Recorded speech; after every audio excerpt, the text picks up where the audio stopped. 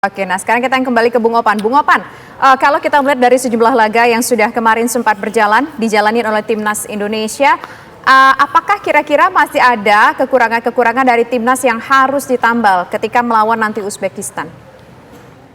Isa, satu kalimat yang saya sangat sepakat dengan Coach Banur tadi adalah bahwa kualitas kita sekarang berbeda. Kita tidak hanya berhasil menang melawan Yordania, melawan Australia, dan melawan Korea Selatan. Tapi data dan statistik hasil pertandingan menunjukkan bahwa kualitas kita sangat berbeda saat ini. Kita bahkan mendominasi sebuah laga menghadapi Raja Asia Korea Selatan, ya. Dan bahkan saya sudah lupa kapan terakhir menyaksikan sebuah adu penalti sampai melibatkan 11 penendang. Ini menunjukkan bahwa mental bertanding anak-anak, kualitas anak-anak, semangat juang anak-anak, teknik individu dan kerjasama tim anak-anak itu sudah bisa mengalahkan siapapun di benua Asia ini. Apalagi hanya Uzbekistan.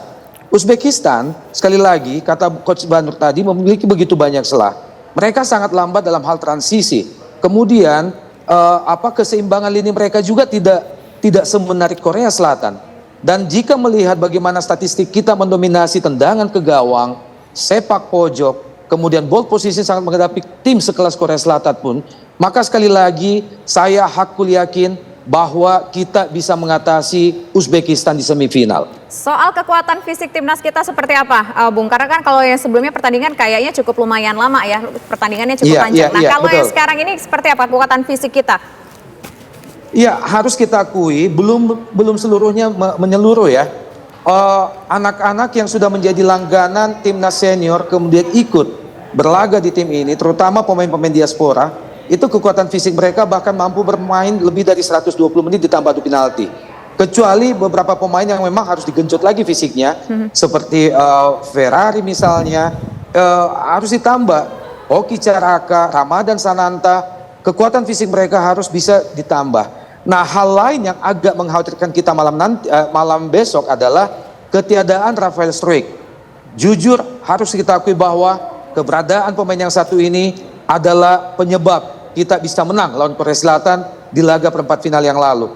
Rafael Struijk semakin kesini semakin menunjukkan kelasnya sebagai pemain yang bisa kita andalkan di depan. Pemain depan yang bisa memecah kebuntuan. Mudah-mudahan Ramadan Sananta, Stroyer, kemudian Hoki Caraka bisa menutup celah ini. Dan jika harus memilih, maka saya kok lebih condong Sinteyong memberikan kesempatan sejak kick off babak pertama itu kepada Ramadan Sananta. Pemain ini sempat sejak tahun lalu saya sebut-sebut sebagai Erling Haaland-nya Indonesia. Oleh karena itu beri kesempatan kepada Ramadan Sananta untuk membuktikan bahwa dia bisa diandalkan pasca ketidakhadiran Rafael Struijk. Oke, Anda sepakat, Bung Banur? Iya, dalam sebuah tim sepak bola atau permainan teamwork, itu kejadian seperti ini pasti sudah diantisipasi karena sering terjadi, belum lagi yang cedera. Secara kekuatan di depan mungkin sedikit berkurang, tetapi mudah-mudahan penggantinya Sanantan akan membuktikan sama publik Indonesia bahwa dia juga tidak kalah dengan siapa? Rafael Struijk. Nah, Struijk. Mudah-mudahan itu dia termotivasi, Bung Opan. Mudah-mudahan yang kita harapkan itu. Soal fisik tadi saya menggarisbawahi. Justru saya mengharap mudah-mudahan Bung Opan anak-anak peaknya tidak habis di Korea kemarin.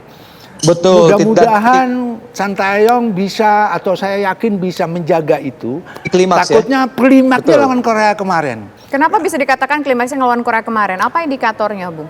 Indikatornya Anda sudah bilang tadi lelah dia main panjang kan pertandingannya. Tetapi Sinteyong dan tim pelatih yang lain saya pikir itu sudah tidak pikirkan apa yang dia lakukan selama menjelang pertandingan lawan Uzbek ini. Harapannya minimal mereka bisa main lagi seperti lawan Korea, Bung Opan. Secara fisik maupun secara permainan. Jadi kalau kita lihat dari kondisi sekarang yang justru kita khawatirkan adalah permainan soal kekuatan fisiknya. Ya, peaknya takutnya seperti itu. Harapan kita sih mudah-mudahan tidak terjadi. Justru harapan saya, mungkin harapan sebuah masyarakat Indonesia, anak-anak semakin ke sana, semakin pertandingan ke pertandingan, peaknya meningkat terus. Bukan kemarin lawan Korea. Seperti itu Bang Opan kira-kira. Nah kalau kita bicara lagi nih soal kekuatan Uzbek. Uzbek ini kan kalau tidak salah ada 12 gol yang berhasil dicetak sepanjang pertandingan. 10 gol ini 12 gol ini dicetak oleh sebanyak 10 orang yang berbeda. beda. Nah, artinya kemampuan mereka di lapangan cukup merata. Ya, bisa kemampuan mereka atau taktik strategi dari pelatihnya. Jadi scoring itu tidak harus satu orang kan. Kalau satu orang Anda ini jauh bikin gol nih dijaga sama orang umpamanya. Nah, ini sepak bola modern tidak seperti itu. Semua lini harus bisa bikin gol sebenarnya. Nah, itu yang dibuktikan sama Uzbek tidak tergantung dengan satu orang gitu. Dan itu lebih sulit untuk lawan sebenarnya. Siapa yang harus diantisipasi karena semuanya punya kemampuan bikin gol dan ada skema di sana, tidak satu nomor 9-nya yang bikin, nomor 7 yang bikin, yang lain juga bisa bikin gol.